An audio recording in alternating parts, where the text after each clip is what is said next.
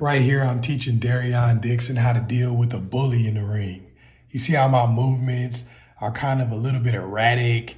I'm bent over, kind of slumped over, throwing everything from down low, up high, like my body's down low and I'm just trying to throw over the top. This is what a lot of guys do when they're not tall enough to be able to hit you while you're standing up. A lot of those guys will bend down real far and they'll just throw things over the top. This is kind of hard for a lot of taller guys to see, especially if you're a guy that likes to use your jab a lot and throw punches from the outside. This can be really difficult for those guys. So what guys will do is they'll try to be physical with you.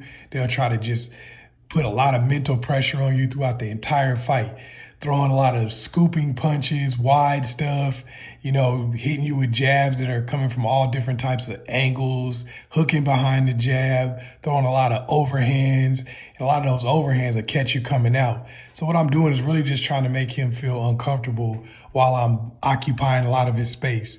And the reason why I'm making him just stay on defense is so he can't use his punches to rely on when his footwork fails him.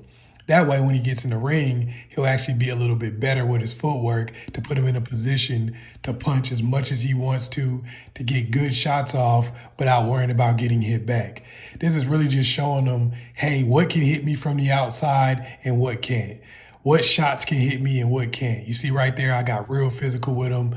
I grabbed him and held him for a little while. I want to do a lot of those things to this guy because I know that a lot of tall, thin guys don't really want that physical contact. And when it does come, I want him to be able to react to it. I want him to know how to deal with somebody who's going to be physical. As you see, I'm going to put my hands up real high sometimes. That will take a little bit of his jab away. Then I'm going to squat back down and just start doing some more of the same stuff. I'm doing a lot of different hand placement just to make them see different things, see punches coming from different angles, different spots, and then making them have to deal with the physicality the entire time. This is kind of good to do for a longer period of time in a lot of cases because what it does is it forces the guy to have to continue to react for a long period of time. You see it's kind of starting to wear him down a little bit, just the mental exhaustion of dealing with somebody throwing punches at you constantly, trying to push you into the ropes, trying to be physical with you.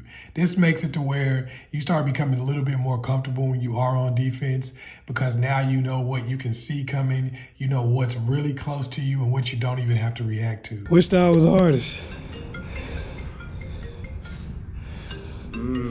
Righty, regular, lefty, regular. Lefty for sure. Lefty. What about down the bully style? I started picking it up more. I realized sharp angles, you gotta be smart and keep them legs moving, work your angle. Now we're working on offense a little bit. I don't really split them up all the time, but I do like to split it up where I'll show some defensive stuff, then some offensive stuff. As you can tell, I'm keeping my body down really low because I'm really showing him how to deal with guys who are a lot shorter than him.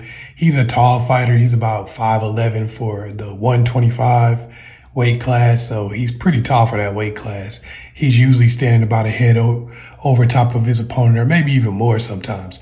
So what I'm doing is I'm just showing him how to throw his punches on a guy who's going to be squatted down, trying to get as low as he can underneath his shots.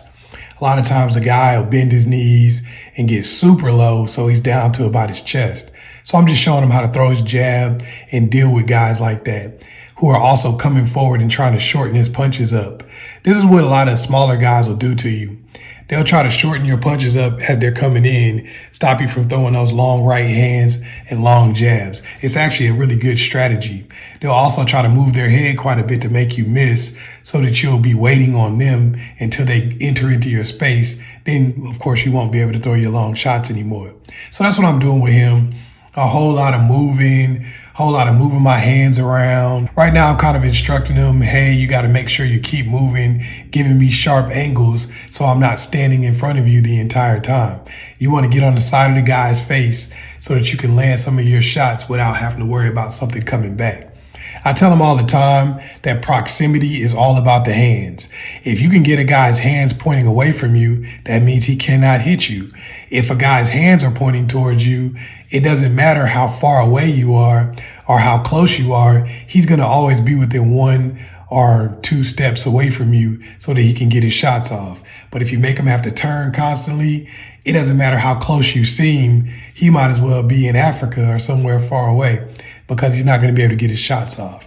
That's what I'm showing him here. Now I'm just showing him exactly when to make his turns and when to make his angles. Sometimes you can start trying to make angles and you'll get caught up in trying to do it too fast. So I'm showing him he's got to read the feet so that he can see the distance and not make that turn too fast and expose his body to the guy. A lot of guys will try to feint you and then cause you to open up when you're trying to make a sharp angle to get away from them. Then they just attack the body that's in front of them. So what I'm constantly trying to get him to do is show the guy his shoulder and not his chest. Show him your shoulder, not your chest. Always be looking at the target. You never want to give somebody the side of your face because that's the easiest shot to land and it gives you nowhere to go. So if they catch you on the side of your face, that's when you go to sleep a lot of times or go down. So I'm showing him, show the guy the front of your face. Be looking at him at all times and try to get on the side of his face so that you can do that to him instead. So that's what I'm showing him here. I'm also just trying to make sure he gets his shots off.